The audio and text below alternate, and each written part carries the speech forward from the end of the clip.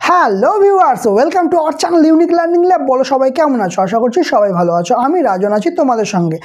আজকে আমরা comparative ম্যাথামেটিক্সের practice set 15 করব। আর এই যে কোশ্চেন সেটগুলো আছে সেটা কিন্তু সামনের যে এক্সামগুলো আসছে, ফুড এসআই, মিসলেনিয়াস, তারপর পিএসসির আরও যত এক্সাম আছে, ঠিক আছে, এছাড়াও ডাব্লিউবিপি, লেডি কনস্টেবল, এই সমস্ত পরীক্ষায় যেমন কোশ্চেন আসবে তার উপর ভিত্তি করে। এছাড়াও কিন্তু সামনে রেলের এএলপি শর্ট নোটিস কিন্তু বেরিয়েছে, সামনে এএলপিরও প্রচুর ভ্যাকেন্সি আসতে চলেছে। তো সেই সব কিছু ভিত্তি করে কিন্তু এই সেট তৈরি করা হয়েছে। সো তাড়াতাড়ি শুরু করা যাক আজকের ক্লাস।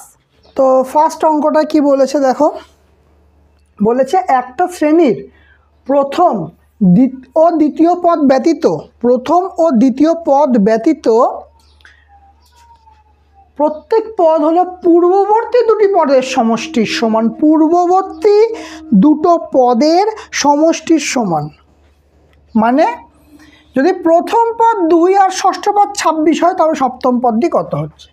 তাহলে কটা পদ আছে? 7খানা পদ, 7 নম্বর পদ বার করতে হবে। কটা? একটা 1 2 3 4 5 6 7। বলছে প্রথম আর দ্বিতীয় এই দুটো বাদ দিয়ে 7খানা, ঠিক আছে।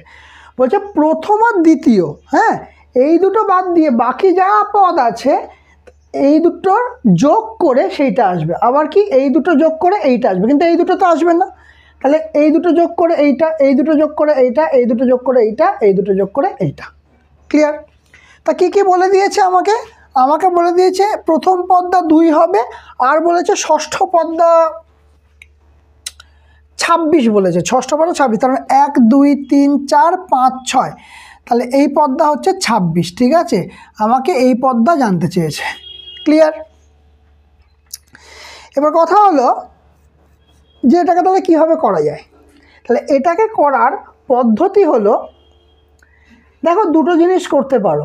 তুমি অপশন থেকেও যেতে পারো, না হলে তোমাকে একটা ভ্যালু ধরতে হবে, সেই ভ্যালু ধরে এইটা 2 + x, অনেক ঝামেলা, বড় হয়ে যাবে, আমি যাব না ওই পদ্ধতিতে।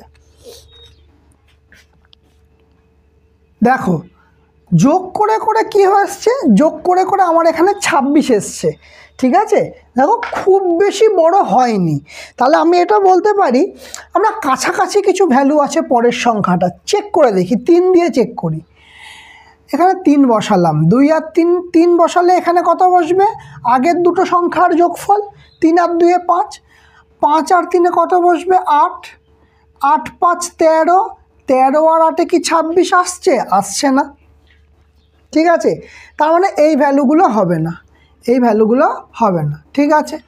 তাহলে দেখি 2 তো গেল না, এবার 4 দিয়ে দেখি কি আসে। যদি 4 দিই, 2 আর তারপরে সংখ্যাটা 4 দিলাম, 4-এর পরে তাহলে কত হবে? 4 আর 2 6, 6 আর 4 10, 10 আর 6 16, 16 আর 10 26। ব্যাস, দেখো এখানে 4 বসালে আমার কিন্তু আনসার এটা 26 আসছে। তার মানে আমার সিরিজটা কিন্তু ঠিক আসছে। ক্লিয়ার? তাহলে 26 আর 16 কত হচ্ছে? 26 আর 16 হচ্ছে 6 6 12 2, হাতে 1 2 3 1 4, তাহলে কত আসছে? 42। তাহলে সি ইজ দ্য আনসার। বোঝা গেল? তাহলে তুমি মানে যদি করতে হতো আমাদের এখানে x ধরতে হতো, এটা 2 + x, তার মানে এটা হবে 2 + 2x, আবার পরেরটা এই দুটোকে অ্যাড করে এটা লিখতে হতো, তারপরে এই যোগ করে করে আসতে হচ্ছে 26, মানে শেষ দুটো পেতাম, তাহলে এই দুটোকে যোগ করে আসতো 26। তাহলে অত খাটনি করে তো আমার লাভ নেই, তাই না? ক্লিয়ার হয়েছে? বোঝা গেছে? চলো, ম্যাথটা কিন্তু ভালো ম্যাথ ছিল। নেক্সট দুয়েরটা কি বলছে দেখো। দুয়েরটা বলছে একটি অফিসে অফিসার এবং কর্মীদের সকলের বেতন গড়ে 8000 টাকা। ভালো। 7 জন অফিসারের গড় বেতন হচ্ছে 12,000 টাকা, আর বাকি কর্মীদের গড় বেতন হচ্ছে 6,000 টাকা। অফিসারদের 12,000 টাকা আর সকলের গড় বেতন হচ্ছে 8000 টাকা। দেখো এটা এই অঙ্কগুলো অনেক প্রসেসে করা যায়, কিন্তু আমি বলবো বেশি। দেখো সবার প্রথম আমরা কি করতাম, গড় বেতন অফিসে কতজন x ধরে নিতাম, x গুণ 8000 করতাম, তারপরে 7000-এর সঙ্গেও অনেক ঝামেলা হয়ে যেত। আমি বলবো সিম্পল অ্যালিগেশন লাগাও, খাটাখাটনি করো না, সিম্পল অ্যালিগেশন লাগাবো। কতটা? দুয়েরটা। টাকার রেশিও জানি, যদি টাকার রেশিও মানে টাকার যদি সব পরিমাণগুলো জেনে থাকি, অ্যালিগেশন লাগালে কতজন আছে তার রেশিওটা পেয়ে যাব। বোঝা গেছে? তার মানে দেখো গড় বেতনটা কত, গড় বেতন হচ্ছে 8,000 টাকা। গড় বেতন কত না, গড় বেতন হচ্ছে 8,000 টাকা। ঠিক। এবার বলছে 7 জন অফিসারের গড় বেতন। আচ্ছা, অফিসার আছে আর কর্মী আছে। অফিসার যারা আছে তাদের গড় বেতন হচ্ছে 12,000 টাকা, আর যারা কর্মী আছে তাদের গড় বেতন হচ্ছে 6,000 টাকা। কত বলছে না, 6,000 টাকা। সিম্পল যে অ্যালিগেশনের রুলস আমরা জানি সেটা ইউজ করব।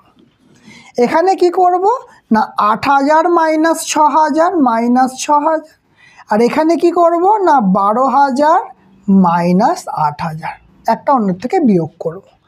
সিম্পলি এখানে কি দেখতে পাচ্ছি, এখানে পাচ্ছি 2,000 আর এখানে পাচ্ছি হচ্ছে কত আসছে, এখানে বিয়োগ করলে 4,000।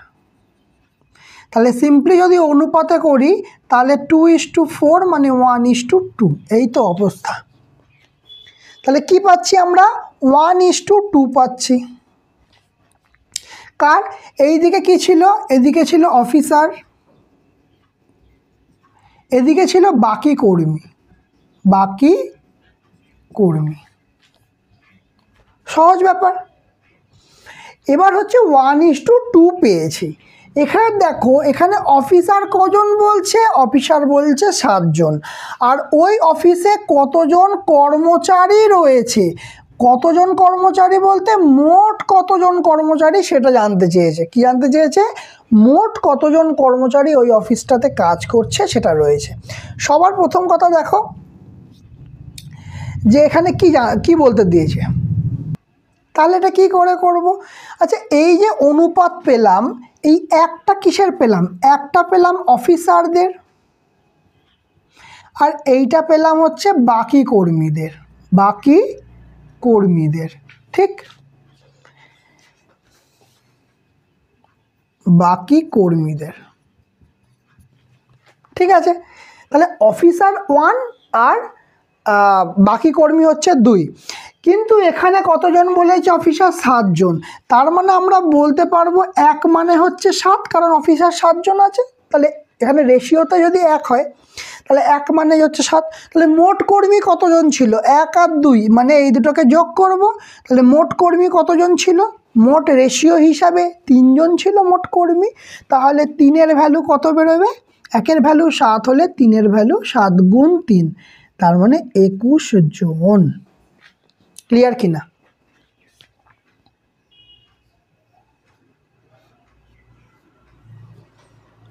ওই অফিসে কতজন কর্মী ছিল না, মোট 21 জন কর্মী ছিল। ঠিক আছে, বোঝা গেছে জিনিসটা? চলো নেক্সট।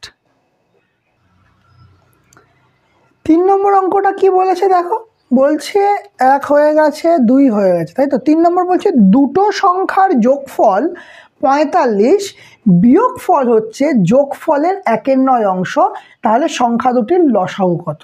খুব ভালো কথা। দেখো এই অঙ্কগুলো কি বলেছে দেখো, দুটো সংখ্যার যোগফল বলেছে 45, খুব ভালো কথা না, যোগফল বলেছে 42। আর বিয়োগফল কি বলেছে, বিয়োগফল হচ্ছে যোগফলের 1/9 অংশ, তাহলে যোগফল কত 45, এর 1/9, তার মানে কত হচ্ছে 5। তাহলে এইটা আমরা বলতে পারি যোগফল হচ্ছে 45 আর বিয়োগফল হচ্ছে 5, এই তো হিসাব।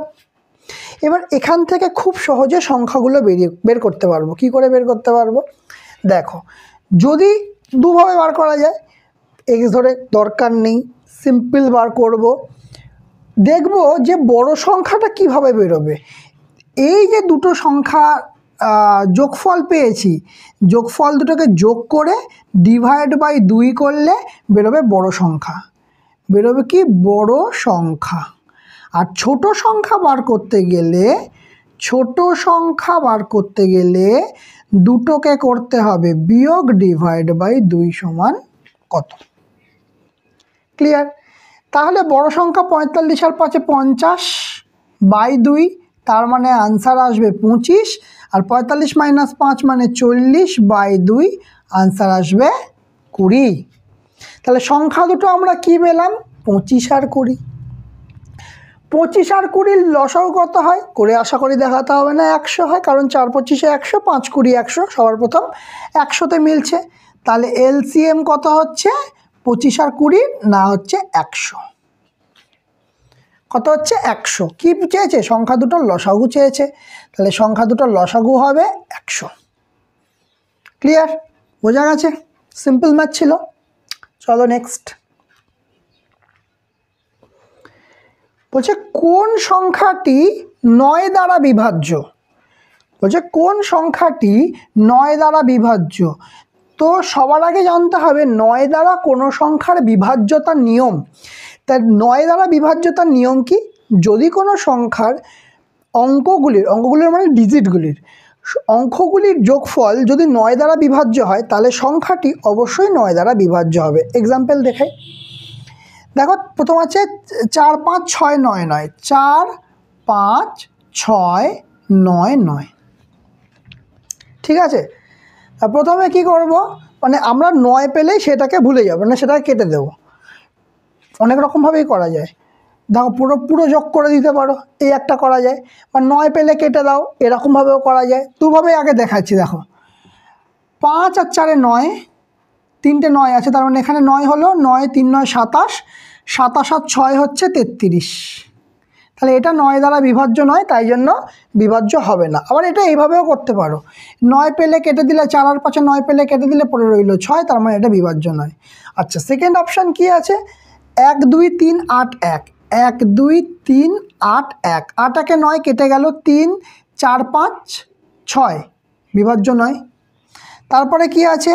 4 5 6, 4 5 6 9 6, আর আছে 1 2 3 4 8। আচ্ছা, এখানে 9 কাটছে, 4 আর 5 9, 6 6 12 থাকছে, কাটবে না, 6 6 12 থাকছে, কাটবে না। পরেরটা দেখি। আচ্ছা, 8 8 একে 9, 8 একে 9, 4 5 6 7 8 9। তার মানে এটা 9 দিয়ে সব চলে যাচ্ছে, করছে। ঠিক আছে, তখন তাহলে আমরা কি বলবো? এই সংখ্যাটা বিভাজ্য। বা এটা সাম অফ ডিজিট করেও দেখতে পারো, দেখিয়ে দিচ্ছি। দেখো, 1 2 3 4 8, এই তো, সব কটাকে যোগ করো। 8 আর 4 12, 13 14 15 16 17 18। তাহলে 18 অবশ্যই 9 দ্বারা বিভাজ্য, তাহলে এই সংখ্যাটাও 9 দ্বারা বিভাজ্য। ক্লিয়ার হয়েছে? তো এইভাবেও আমরা করতে পারি, যেমন সুবিধা হবে সেইভাবেই করবে। ক্লিয়ার? বোঝা গেছে? এরপর 5এটা দেখাটা সিম্পল সরল আছে। কি বলছে? 108 divide by 18 into 55 minus 35 divide by 5 divide by 3। এই তো, তাহলে আমরা এই আছে ম্যাথটা। তাহলে আমরা কি রুলস করি? BODMAS, বদমাস, তার মানে ব্র্যাকেট অফ ডিভাইড মাল্টিপ্লিকেশন, আচ্ছা, অ্যাডিশন সাবট্রাকশন। ঠিক আছে, এই তো আছে। আচ্ছা, তাহলে এটা আমরা কি করে করব? দেখো, এটাকে করার জন্য প্রথমে আগে কি করব? তাহলে প্রথমে আছে ব্র্যাকেটের কাজ আগে করব। তাহলে ব্র্যাকেটের মধ্যে আবার কি আছে? একটা মাইনাস আছে, একটা ডিভাইড আছে। ঠিক আছে, তাহলে সেখানে আমরা কার কাজ আগে করব না? ডিভাইডের কাজ আগে করব। ঠিক আছে, কারণ ডিভিশন আগে হবে আর সাবট্রাকশন লাস্টে আছে। তাহলে এখান থেকে কত পাবো? 7 মাইনাস 55। দেখো, সবটা নিয়ে ভাবার দরকার নেই, আগে ব্র্যাকেটের কাজটা করে নিলাম। ঠিক আছে, তারপরে কি আছে? ইনটু এপাশে যা আছে থাক। তাহলে ব্র্যাকেটের বাইরে বেরোলে কত হবে? 55 মাইনাস 7 করলে কত হবে? 48। কত হবে? 48। কত হবে? 48 ডিভাইড বাই 3, 18, আর এখানে 108। এইবার দেখো, তাহলে এবার ডিভিশন আছে আর এখানে মাল্টিপ্লিকেশান। তাহলে ডিভিশনের কাজ আগে, মাল্টিপ্লিকেশনের কাজ পরে, সিম্পল। আচ্ছা, 18কে এখানে 18কে 8 দিয়ে গুণ করলে পেয়ে যাচ্ছি। এই 8 কেন হবে?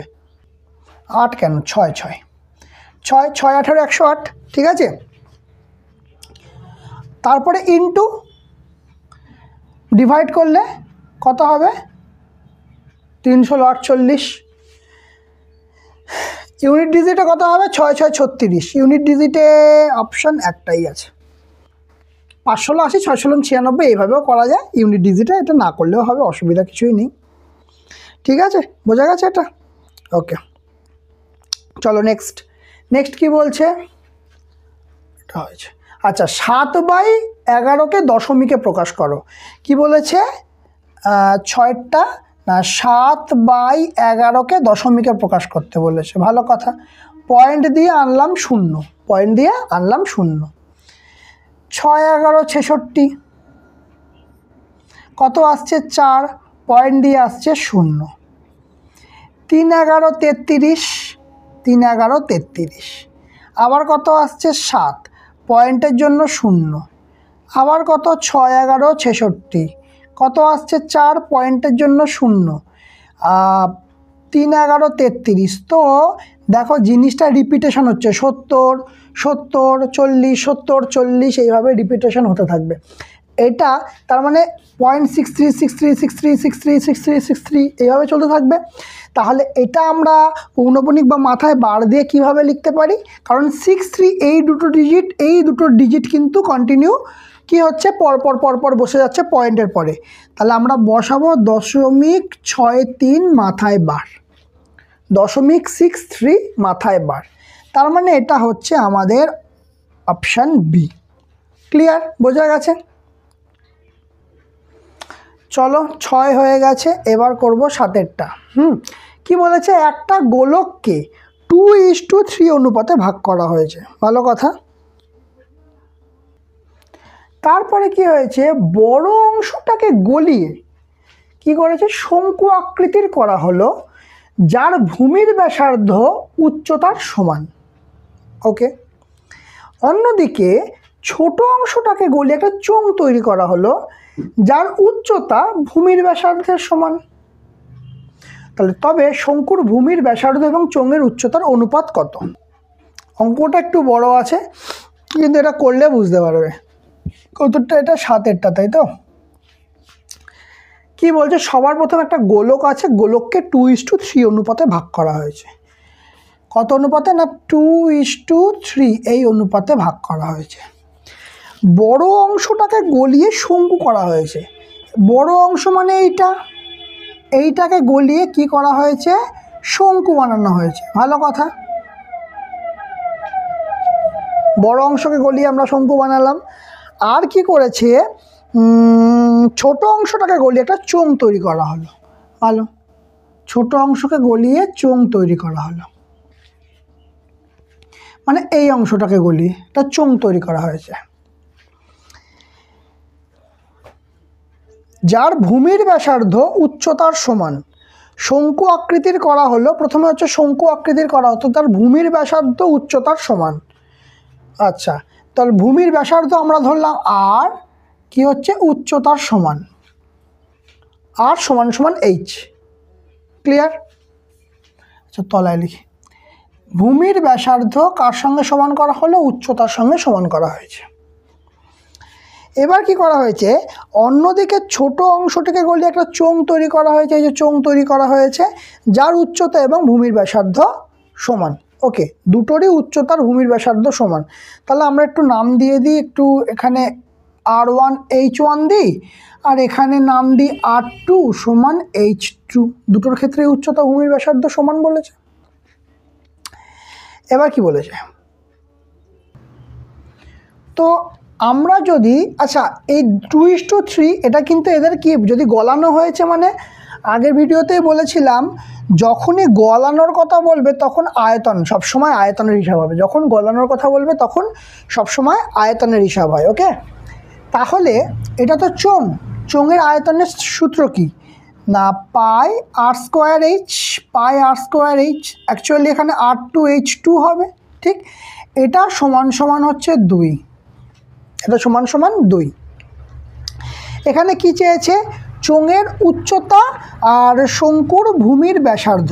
ওকে, তার মানে উচ্চতা চেয়েছে, তাই তো? তাহলে উচ্চতা, আচ্ছা এখানে দেখো R2 সমান H2, R2 সমান H2। তাহলে এখান থেকে বলতে পারবো যে পাই R2 জায়গায় H2 এর স্কোয়ার ইন্টু H2 সমান 2, এটা বলতে পারবো। ক্লিয়ার কিনা? একই রকমভাবে পরের লাইনে পাই H2 এর কিউব সমান সমান 2 বলতে পারবো। আবার H2 সমান 2/পাই এটাও বলতে পারবো। H2 এর কিউব সমান। ক্লিয়ার? তাহলে এখান থেকে কি পাবো? H2 সমান পাবো ঘন মানে রুট কিউব 2/পাই, এটা পেলাম। একই রকমভাবে এই পার্টটারও আয়তন বার করতে হবে। আচ্ছা, তো আমাদের আগে জানতে হবে যে শঙ্কুর আয়তনের সূত্র কি। শঙ্কুর আয়তনের সূত্র হচ্ছে 1/3 পাই আর কিউব। কি বললাম? 1/3 পাই আর কিউব, এটা পরের লাইনে বলছি। 1/3 পাই আর স্কোয়ার এইচ। অ্যাকচুয়ালি এখানে R1 আর H1 হবে। এটা সমান সমান কত হবে? 3, কারণ এই যে 3 আছে। আয়তন বলেছি আমরা, আয়তনের হিসাব নিকাশ হচ্ছে। এবারে কি করব দেখো, এখান থেকে R1 সমান H1। তাহলে শঙ্কুর ক্ষেত্রে আমার কি বার করতে বলেছে? ভূমির ব্যাসার্ধ বার করতে বলেছে, মানে আর এর ভ্যালু বার করতে বলেছে। তাহলে H1 এর ভ্যালু পুট করি, 1/3 পাই R1 স্কোয়ার ইন্টু R1, কারণ H1 সমান R1 সমান সমান 3। একই রকমভাবে লিখতে পারবো যে 1/3 পাই R1 এর গুণ করলে কিউব আসবে সমান সমান 3, এটা লিখতে পারবো। এবং লিখতে পারবো R1 কিউব সমান সমান 3, এটা এপাশে গেলে গুণ 3 হয়ে যাবে আর নিচে চলে আসবে এই পাইটা। তাহলে R1 কিউব সমান 9/পাই লিখতে পারবো, এটাতে কোনো সমস্যা নেই, কারণ 3 3 9/পাই। তাহলে R1 সমান 9/পাই এর ঘনমূল, এবার কি চেয়েছে দেখো, প্রথমে বলেছে শঙ্কুর ভূমির ব্যাসার্ধ, তার মানে R1, এবং চোঙের উচ্চতা মানে H2, এই দুজনের অনুপাত বার করতে বলেছে। R1:H2। ঠিক আছে? তাহলে কি করব আমরা? প্রথমে R1 এর ভ্যালু পুট করব। তাহলে এটা কি হবে? তাহলে R1 এর ভ্যালু কত হচ্ছে? 3, 9/পাই ইস্টু রুট কিউবের মধ্যে 2/পাই। ঠিক? এটাকে যদি একটু সিম্পলিফাই করি, এটা দেখলেই বোঝা যাচ্ছে এটা কেটে যাচ্ছে, তাও তোমাদের সুবিধার জন্য বলে দিই। 3 এখানে 9, নিচে এর মধ্যে পাই আসবে ইস্টু, একই রকমভাবে এর মধ্যে 2 আসছে আর এর মধ্যে আসছে পাই। তাহলে দুদিক থেকে রুট 3 পাই, মানে এই পাইয়ের পোর্শনগুলো কেটে যাবে। তাহলে কে পড়ে থাকবে না 3, মানে ঘনমূল 9 ঘনমূল 2। এই হচ্ছে আমাদের আনসার। তার মানে কি আসবে আমাদের? Option A is the right answer. বোঝা গেল? এই অঙ্কটা কিন্তু শর্ট ট্রিক্স বা কিছু তোমাকে একটুখানি খাটতে হবে। হ্যাঁ, এবার ব্যাপার হচ্ছে এত ভেঙে করেছি, তোমার চ্যাপ্টার সম্বন্ধে আইডিয়া থাকলে এমনি নামিয়ে দেবে, কোনো ভাঙতে এত কিছু হবে না। ঠিক আছে? কারণ এই ভাঙাগুলোর প্রয়োজন নেই বা এইখানে 2-3 লাইনের প্রয়োজন নেই, সরাসরি এই জায়গায় চলে আসতে পারবে। কিন্তু এটা তোমাদের বোঝার সুবিধার্থে শুধু একটু বড় হয়েছে। ঠিক আছে, চলো নেক্সট ম্যাথটা দেখি। 8টা দিয়েছে এই সরলটা, সিম্পল সরল। তো এটা দেখে অনেক সময় কনফিউজড হতে পারো কি করব এই পোর্শনটার জন্য। আগে কিন্তু এই পোর্শনটা করতে হবে, কারণ এখানে বাই আছে, মানে আগে ভাগের কাজ আছে। তার মানে কেমন আছে, মানে অবশ্যই ব্র্যাকেটের কাজ আগে হবে, এটা তো বলতে বাধা নেই, কারণ আগে ব্র্যাকেটের কাজ হবে তারপর বাইরের কাজ হবে। তো ব্র্যাকেটের কাজটা আগে করে নিই। 7 8 9 10 11 হাতে 1, 7 8 1 9 মাইনাস, আচ্ছা কি থাকবে 42/7 গুণিত 3 যোগ, এবার বিয়োগ। ওকে, এখানে সম্ভবত না, ঠিকই আছে যোগ 3। তাহলে এবার তুমি কাটাকুটি করতে পারো, 6 7 42, তাহলে 91 বিয়োগ 3 6 18 যোগ 3, তার মানে অ্যাকচুয়ালি কী হবে 91 আর 3 94 মাইনাস 18। তো আচ্ছা, এখান থেকে যদি আমি 20 বাদ দিই, 94 থেকে 20 বাদ দিলে কত হবে 74, তার থেকে 2 বেশি, তার মানে হবে 76। তাহলে কত আসছে 76।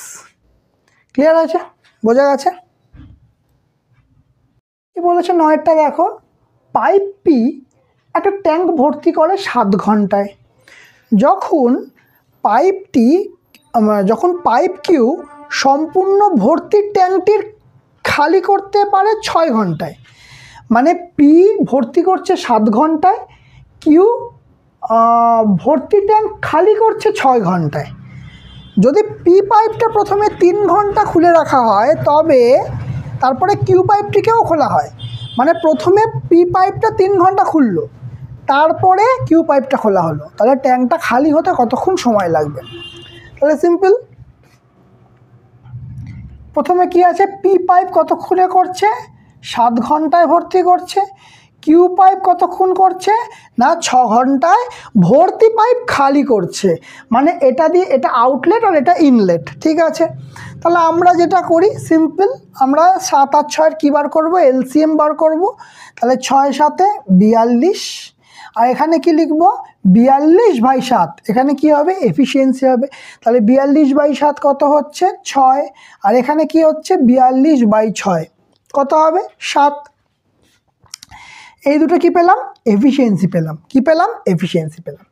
এবার আসি, পি পাইপটা প্রথমে কতক্ষণ করে খুললো 3 ঘন্টা খুললো, তাহলে দেখো পি পাইপের এফিসিয়েন্সি কত 3, পি পাইপের এফিসিয়েন্সি কত 3, তাহলে 6 গুণ 3, তার মানে টোটাল 18। এই টোটাল কতখানি ভর্তি করেছে ট্যাঙ্কের 18 ভর্তি করেছে, ঠিক আছে?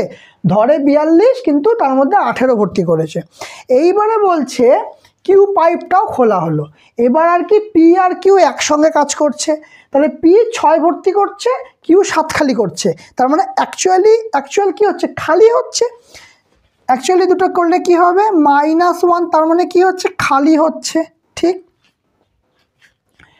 তাহলে দেখো হিসাব করে এখানে কি হচ্ছে 18, তার মানে 18 আমার কি করতে হবে ট্যাঙ্কটা খালি করতে হবে, তার মানে এখন 18 ভর্তি আছে, সেটাকে খালি করতে হবে কত এফিসিয়েন্সি দিয়ে 1 এফিসিয়েন্সি দিয়ে খালি করতে হবে। মাইনাস চিহ্ন কেন এসছে, ট্যাঙ্কটা খালি হচ্ছে বলে মাইনাস, ভর্তি হলে প্লাস আসতো, ঠিক আছে? মানে অ্যাকচুয়ালি দেখে নাও এখানে কি হচ্ছে, এখানে পি মাইনাস কিউ, এটা প্লাস, এটা চিহ্ন চেঞ্জ করে এখানে মাইনাস হয়ে যাচ্ছে, এটা প্লাস ছিল চিহ্ন চেঞ্জ করে এখানেও মাইনাস হয়ে যাচ্ছে, ঠিক আছে? তাহলে কত হচ্ছে পি মাইনাস কিউ, তার মানে হচ্ছে 1 এফিসিয়েন্সি দিয়ে খালি করছে, তাহলে কতক্ষণ টাইম লাগছে না 18 ঘন্টা সময় লাগছে। কত সময় লাগছে ট্যাঙ্কটা খালি হতে 18 ঘন্টা সময় লাগছে। ক্লিয়ার, বোঝা গেছে? চলো নেক্সট, এরপর আসবো 10-এরটা। 10-এরটা একটা দারুণ অঙ্ক, মানে লজিকটা দেখবে এটার। বলছে কোনো বছরের শেষে একটি গ্রামের লোক সংখ্যা 2000, যদি পুরুষের সংখ্যা 10% বৃদ্ধি পায় এবং স্ত্রীলোকের সংখ্যা 6% হ্রাস পায়, তাহলে লোক সংখ্যা একই থাকে, তাহলে পুরুষের সংখ্যা কত? দেখো, আমাকে একটা ওভারঅল ভিউ পেতে হবে। প্রথমে কি বলছে অঙ্কটার,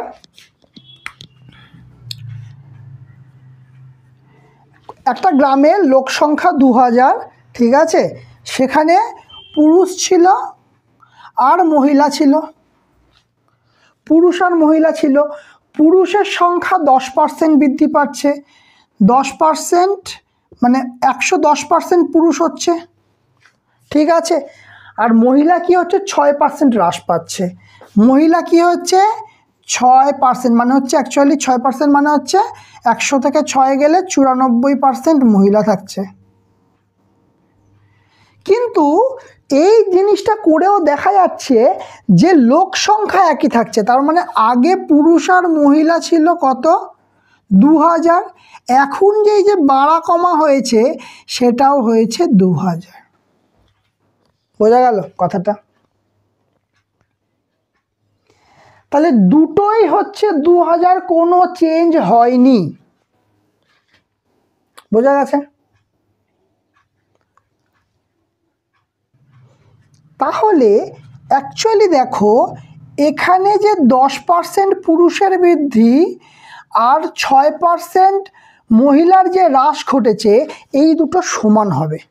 এবার কেন সমান হবে? কারণ সংখ্যাটা 2000ই আছে, না বেড়েছে না কমেছে, না বেড়েছে না কমেছে। কীভাবে করতে পারি দেখো, অ্যালিগেশন লাগাও, সিম্পল হয়ে যাবে। কি বলছে? 10% 10 বেড়েছে পুরুষ, মহিলা বেড়েছে হচ্ছে, মহিলা কমেছে হচ্ছে 6, তাহলে হ্রাস হয়েছে, তাই জন্য আমি -6 নিতে হবে। এই ব্যাপারটাই হচ্ছে এখানে ইম্পর্টেন্ট, এখানে নিতে হবে -6। ঠিক আছে? ওভারঅল তো কোনো পার্সেন্টই হ্রাস বা বৃদ্ধি হয়নি, তাহলে ওভারঅল যেটা হয়েছে সেটা হচ্ছে 0। ঠিক, অঙ্ক কাজ শেষ করে ফেলেছি। এই করলাম আর এই করলাম অ্যালিগেশন। 10 থেকে 0 বাদ দিলে মানে 10 - 0 সমান হবে 10। আর এখানে কি হবে? এটা 0 বড় -6 থেকে, তাহলে 0 -6, তার মানে মাইনাসে মাইনাসে +6। তাহলে অনুপাত কি হচ্ছে? 6:10, 6:10। তাহলে 2 দিয়ে কাটলে কত হচ্ছে? 2 দিয়ে কাটলে 3:5। ব্যাস, কাজ শেষ। তাহলে এইটা কি? এইটা হচ্ছে পুরুষ 3 আর মহিলা হচ্ছে 5। ওকে, মোট কত লোক সংখ্যা বলেছে? মোট বলেছে 2000। মোট কত বলেছে? মোট বলেছে 2000। তাহলে 5 আর 3 কত হচ্ছে? 8। 8 মানে 2000। সিম্পল। বার করতে দিয়েছে কি? পুরুষের সংখ্যা। পুরুষ মানে হচ্ছে 3, কারণ পুরুষ 3। 3 মানে কত? হিসাব কি হবে? 2000/8 গুণ 3, কাটাকুটি করলে 8 2 16, 4 5 20, 0, 250 গুণ 3, তার মানে 750। কত বেরোলো? 750। কত বেরোলো? ভালো অঙ্কটা, লজিক্যালি ভাবলেই অঙ্কটা হয়ে যাবে, আর কিচ্ছু নেই। এবার যদি ভাবো যে না আমাকে এই লজিকটা অনেক সময় ধরতে পারতে পারি, ঠিক আছে।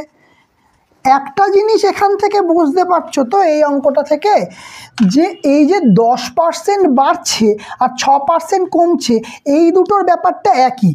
10% বাড়ছে মানে 10% পুরুষ সমান 6% মহিলা। এটা ট্রাই করে দেখি, যদি হয়ে যায় ভালো। তাহলে পুরুষ বাই মহিলা পার্সেন্টেজে দুদিকে কেটে যাচ্ছে, 6/10। 2 দিয়ে কাটছে 3, 2 দিয়ে কাটছে, এই তো এটাও হয়ে যাবে, এটাও হয়ে যাবে।